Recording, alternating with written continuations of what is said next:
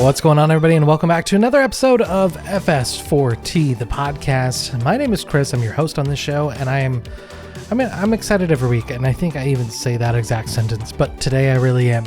So we have brought you some great guests already, right? And today is no different. So today we're actually sitting down with two-time Oscar-nominated sound editor and mixer Julian Slater. So the sound is so crucial for films. Oftentimes Damon and I are asked what makes a great film great? What makes a film past that amateur level? One of the things we say, it's the sound. It's easy to be brought out of a movie if the sound is no good. So we went to Julian to get him to come on the show and talk to you guys about sound, editing, mixing, re-recording, Foley, everything. And he did not disappoint. And this guy's IMDb credits are insane. So many great movies. He's done every Edgar Wright movie, Scott Pilgrim vs. the World, In Bruges, Baby Driver, Bad Moms, Jumanji, Bad Times at the El Royale, Dog's Way Home, Men in Black International, Jumanji 2, Trial of the Chicago 7. It just goes on and on and on. And he also mentions how he's doing this summer's family movie of The Bad Guys. So let's get into it. So I'm super excited to have Julian Slater. If you look at his IMDb, my goodness, the amount of movies that you have worked on, and not just the amount, but the level, the range of different types of movies, from The Danish Girl to Mad Max Fury Road to Jumanji, Being the Ricardos, and Oscar nominated for Baby Driver. Holy cow, this is incredible to sit down with you. This is so cool. I've been some of that comes with just being around long enough. But I've been obviously there's an element of luck to it, meeting the right directors at the right time in their career. And also just an awful lot of determination and hard work.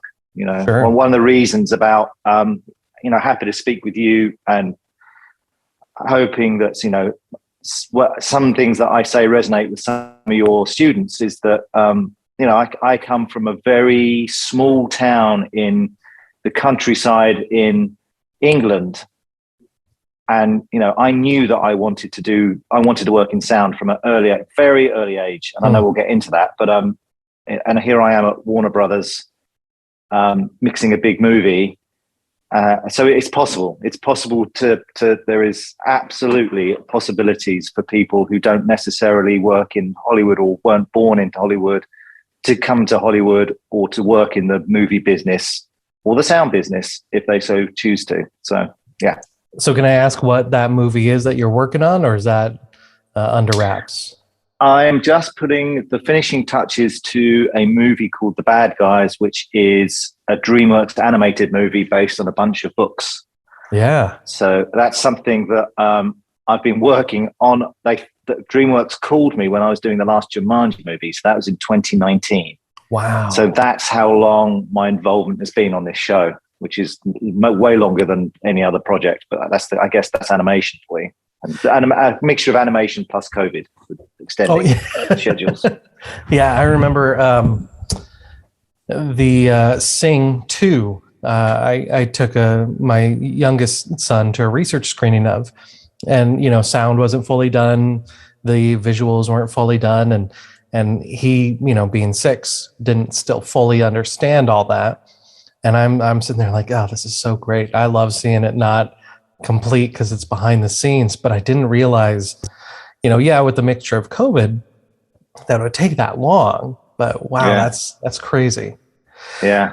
So let me ask you, first, before how you got started, when a director calls you, or a studio like DreamWorks, what is your approach when you sit down to work on a movie?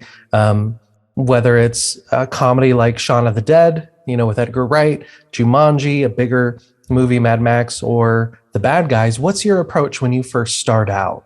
Well, the first thing to do really is to try and get into the director's head as quickly as possible to try and understand what it is they're after. And every director is different. That's why I love my job. I mean, I don't really think of it as a job, but I'm very lucky to work in something that I love doing, because how director A thinks about sound will always be different to how director B, director C, director D. So the first thing, and if it's a director that you've got a relationship, say with Edgar, that path of trying to figure out how the director thinks about sound, that's been negated. So that's like a shortcut. There's a shorthand there. But with, say, let's take the Jumanji movies for an example. I'd spent 7 months in England, in London, doing Baby Driver. I landed Friday night from London with Baby Driver still in my head, and then started the Jumanji on the Monday morning with a new director, a new picture editor. Hadn't worked with any of them. And then I had to try and figure out, and they didn't know me, try and figure out their sound sensibilities. So the first thing really is to try and dial in to what the director is looking for. I always say that at the very least, my job, either as a sound supervisor, sound designer, re-recording mixer, is to give the director what their vision is for the sound.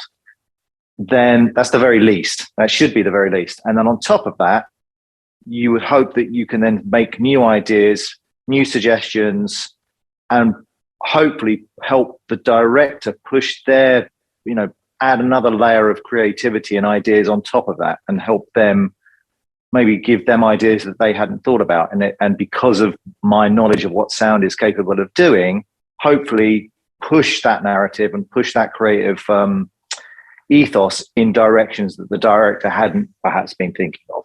So that's the first thing that I would try and do and it depends on where I am sometimes I get brought on before the movie's even being shot. Like there's a movie coming out, there's a movie that doesn't start shooting for another 6 weeks that I'm involved with. And I met the director for the first time on Zoom. Sometimes it's being shot and they're already in director's cut, and I'm brought on then. So it all depends on where in the process I'm being brought on, what my role is, which is invariably sound supervisor and mixer, or mostly just mixer these days. I don't really do too much sound design, just because that involves long hours sitting in front of a Macintosh, and I feel like I've done my dues with that. And quite frankly, there are better people who are better at it than I am. The less I do of it, the more I appreciate there are people who are better at doing it. So that's really it. Getting on board and trying to dial into the sensibilities. It's cool that you were able to do that. So that was going to actually be my next question: was where do you actually come along with this? So it can be. They can bring sound guys on 6 weeks prior to the film even being shot, or sometimes are you coming in to any projects where it's kind of late into the game and they've got almost a full picture done? Well, if I'm a mixer, if I'm just mixing, I could be brought in on literally what's going on right now, like at Warner Brothers. There's all these massive shows that are all happening at the same time, but they're all shifting because of VFX, and the Omicron has had a thing with delaying stuff, and so I could literally just get a phone call. I think that is such. For example, yesterday, in 4 weeks' time, I'm due to mix something only that should take 5 weeks of my time. And yesterday I had a phone call to say that is now moving 6 weeks later, which leaves a big hole for me. But that then means that there's another project that I may jump into, which I have because they've moved and they've lost their mixer. So I then get parachuted into that movie and I have no relationship with anyone, but it's because I'm available. So that's one end of the scale. That's literally just like I'm a gun for hire, and hopefully they like my resume. And so that's how I got that gig. But then there are things like the Edgar Wright movies where I'm talking to Edgar months before, whilst he's, he has 3 ideas right now. One of them will probably be his next movie. He doesn't know which one it is necessarily, but he's already told me what they are. And, even just on a very kind of small level, I'm thinking about the sound on them and how I can help. So it really is. It just depends. It just depends on if you've worked with a director before, if they are sound aware, and what my role is, if I'm just supervising and if I'm just mixing, or if I'm supervising and mixing. Cool. That's awesome. So with someone like Edgar, for example, Shaun of the Dead, Hot Fuzz, and forgive me, I don't have your IMDb memorized, but did you do World's End or at World's End? Yeah. Okay. The World's End. Yeah. I've been End. lucky enough to do all of Edgar's features. Yeah. Last Night in Soho too, then, right? Mm-hmm. Excellent. I just watched that one a couple weeks ago. Right. So it was great. Thanks. So with your position, especially with the sound supervising and mixing, how much involvement are you with the director, like next to the director at all? And whether it's Zoom or in person, are they sitting there, giving you direction on, well, let's change this, let's change that? Or is it more, a little bit of a free reign, or does that depend on the relationship with the director, like Edgar? All of what you've just mentioned, really. Okay. It depends. Doing a movie, say like Baby Driver, Edgar likes to have the sound crew all with him in the same building on the same floor whilst he's cutting the picture. So there is a constant to and fro. So Edgar would literally knock on my door and say, "Hey, come and have a look at this sequence we've just finished." Oh, cool. He's showing me the tequila sequence, and which already clearly has a sound dynamic to it because that's what he wrote in the script. But then I will then take it away, share it with my sound team. We'll spend the next few days building ideas, and then I can bring Edgar into my room where I've done a temp mix against the music and everything and the dialogue, and then he gives feedback. So that's the purest form, and that's the loveliest form of doing it. Oh, that's cool. That doesn't happen very often, like in the same building. But then there is, because of this world of Zoom and Clearview, which is this, this app that we use to review stuff, quite often you can do a spotting session now remotely, and you start feeding the cutting room sequences and ideas, and then they will look at them when they have a moment to, and then give you feedback that way. So, and then sometimes, you have very little engagement with the cutting room just because they are so busy, and the first time you really get to speak with them is the temp mix. We do a whole bunch of temp mixes, and the temp mixes are invariably spotting sessions. We do a pass based on what we've seen on the Avid tracks.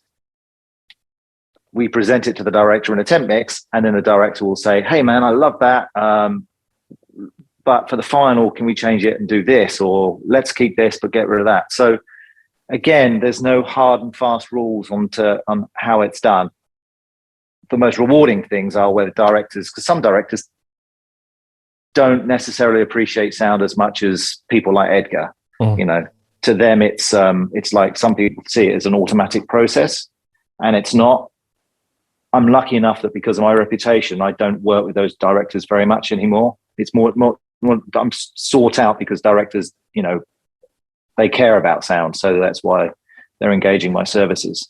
That's great. So it's a mixture. It's a mixture of different ways, and just depends on how the director feels about sound, and also their time frame. Because some directors are just so busy with, they've got the score that by the time that they're in post, they've got a huge amount of VFX, they've got a huge amount of the DI to be done, they've got the composer time, and they're just carving out a little bit of time for us because they've got so much other stuff going on. Sure.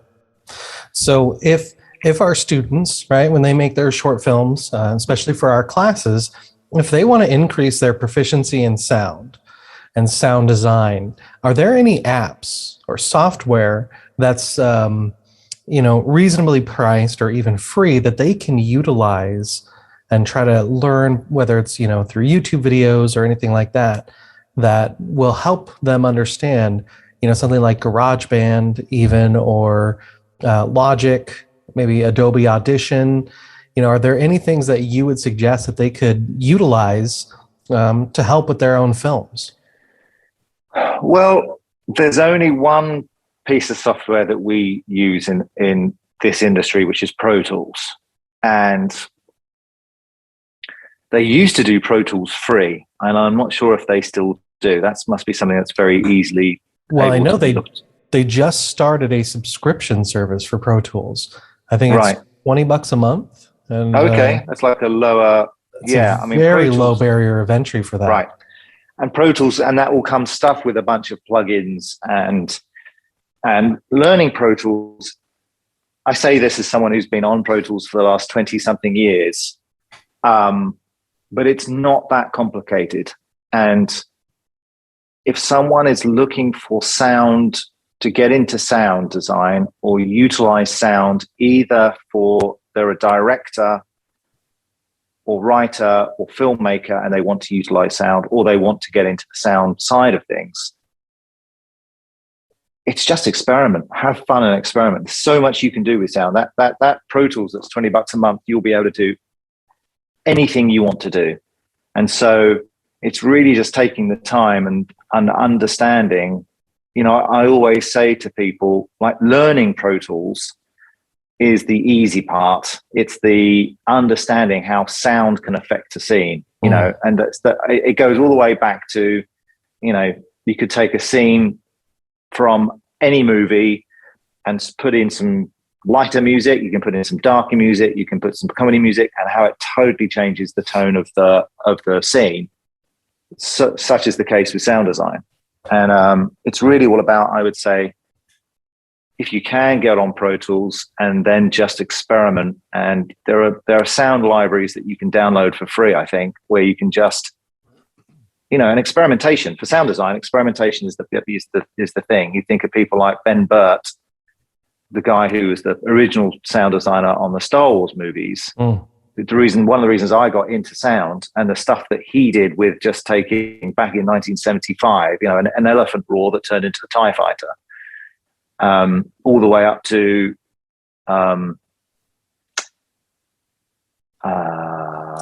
Pixar movies. I'm trying to think of what the movie was. WALL-E, where he made ambiences out of dragging a duffel bag on carpet. So there's all kinds of funky, great stuff that you can do that you don't, organically just have fun with sound. So Star Wars is a movie that got you interested in sound design. What was your first step to get into that facet of the industry? And what did you do to get to, progression each level from, I assume, bottom level of sound to where you are now? Kind of what was that starting point for you? How did you get going?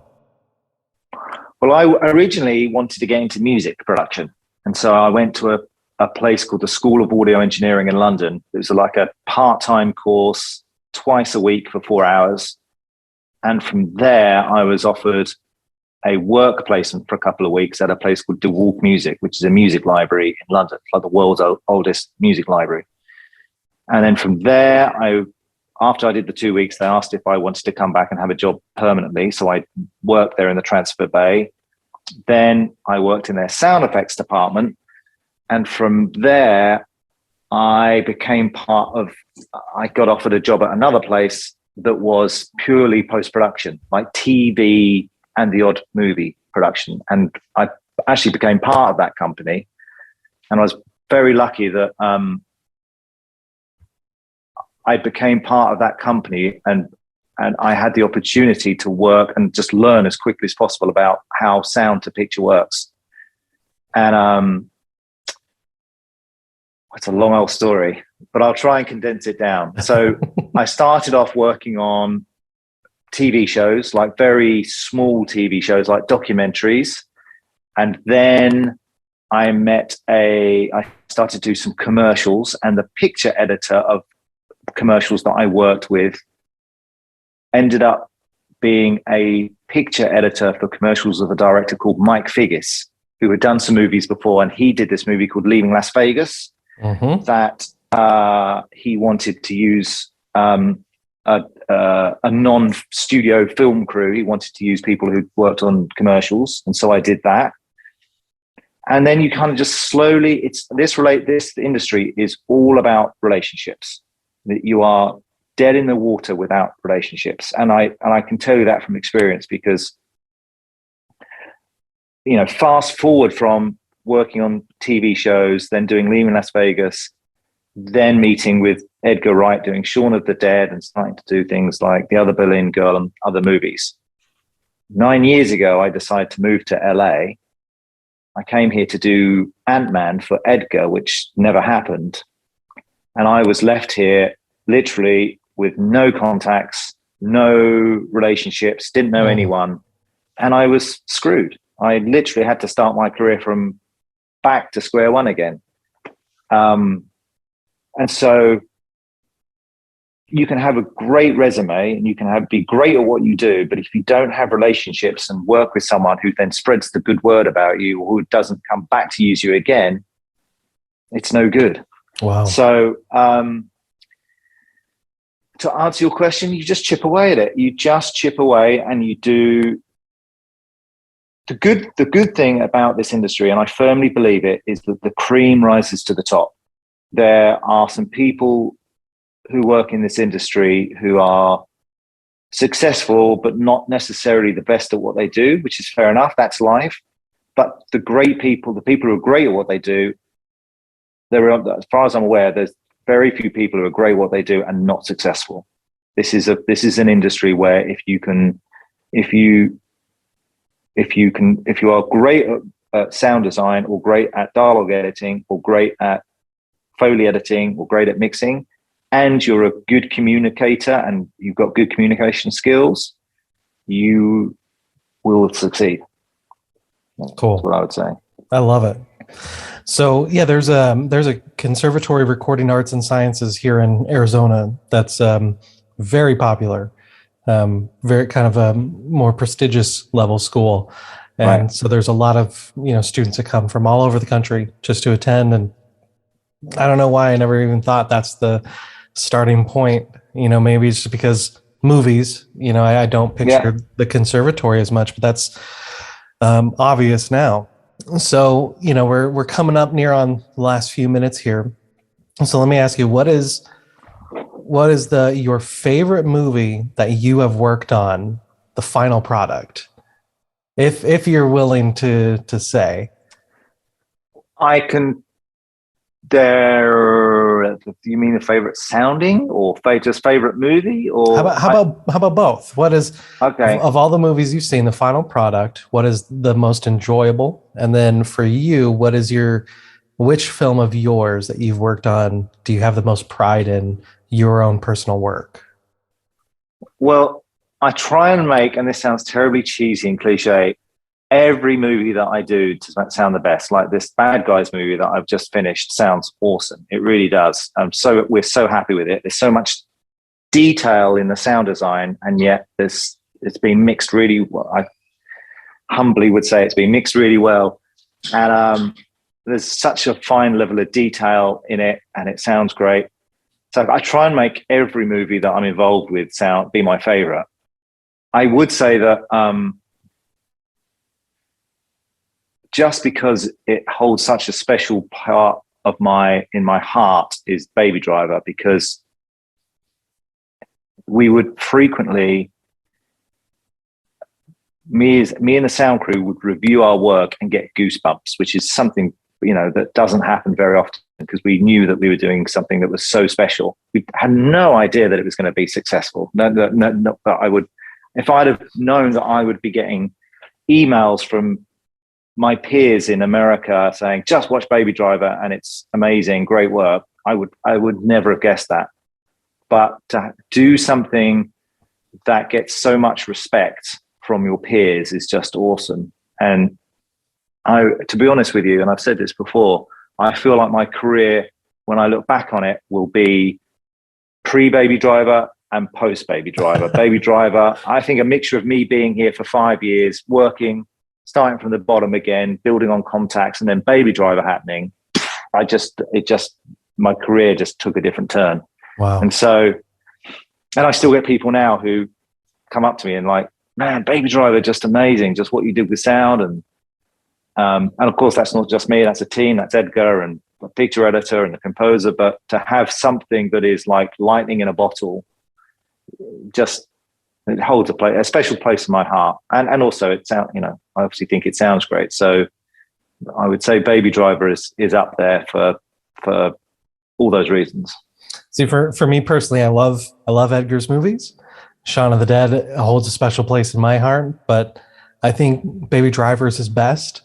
And I told I watched it, and then I told my wife, I'm like, you've got to watch this movie. It's absolutely incredible. And she'll humor me, and she'll ask why.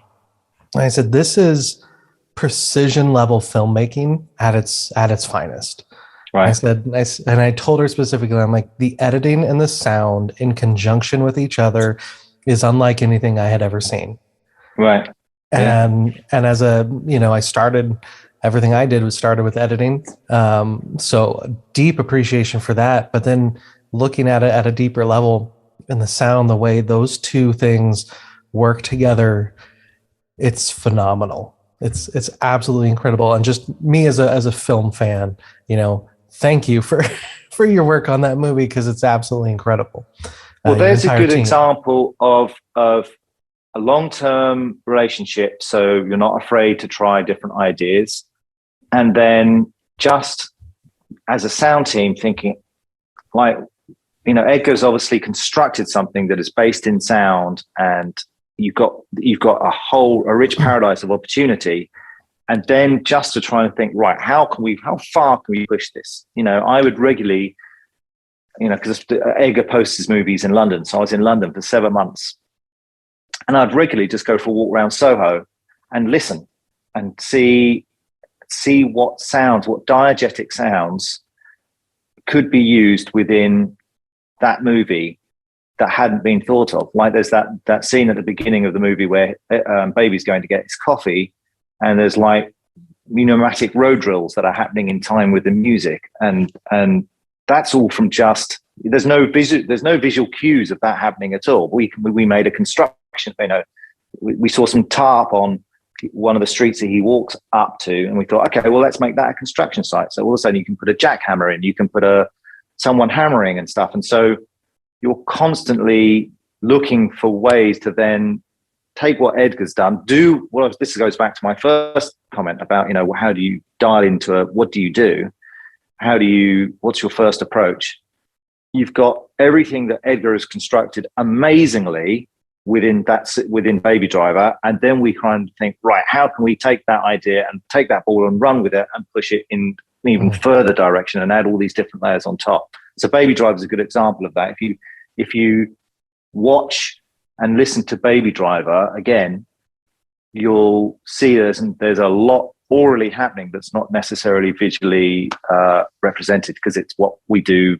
It's us thinking over and above what's happening visually. There's obviously a lot visually happening, but that's a good example of trying to, the cake analogy of here's the cake and this is all the different layers, and we're trying to add another layer of stuff on top.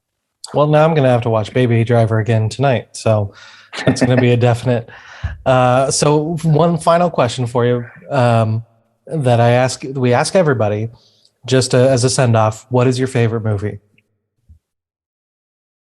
That's like saying, what's your favorite song? Not a movie I've worked on. I would say I love sci-fi. I love smart sci-fi. It's still a genre I want to work in. I've not worked in sci-fi. So movies like Edge of Tomorrow, I just think is a masterclass in editing, in VFX, in sound design. Minority Report. I'm definitely a sucker for those kind of movies, and the fact that those are the two that pop into my head, I guess I'd say those are definitely, and the first three Star Wars, just anything that's escapism. I love escapism. Right. Love it. Yeah. This has been a phenomenal conversation. Julian, I appreciate you coming on, and I know our students are going to get so much value out of everything that you've shared. This has been phenomenal. I can't thank you enough, and great work in your entire filmography. And as a father with young kids, And even if I didn't have them, I'd still be lining up to see Bad Guys because it looks like just a fun movie. Yeah, so, it is. I'm anticipating that release. So I'm excited to see your work on that too. Cool. But thank you for taking the time. I appreciate it. And we can't wait to see what else you do. Thanks a lot. Thanks for having me. So thank you again to Julian Slater for coming on the show. He even offered if there are students that are interested more in sound, mixing, editing, design, all of that, he would be happy to come on live with students to do a live Q&A. So if that's something that interests you, let me know. You can let me know in Discord, or you can send me an email, chrisfs4t@gmail.com. And if you're not part of our Discord, make sure you clear it with your parents first, and you should join. It is a great group of other students, all part of the FS4T community. Nobody from the outside is in this. It's moderated by myself, and it is just a great time. Everybody in there is so great. It's nice. It's collaborative. It's a good time. But this was an incredible episode. I hope that you guys really learned a lot and just got a lot of good nuggets from Julian. And yeah. So next week, another great guest, another great episode. Don't miss out. Make sure you are following on Spotify, subscribed on Apple Podcasts. If you're listening on Google Play, whatever you got to do there. I don't use Google Podcasts, so you'll have to tell me. Anyway, thank you guys so much for listening, and come back next week.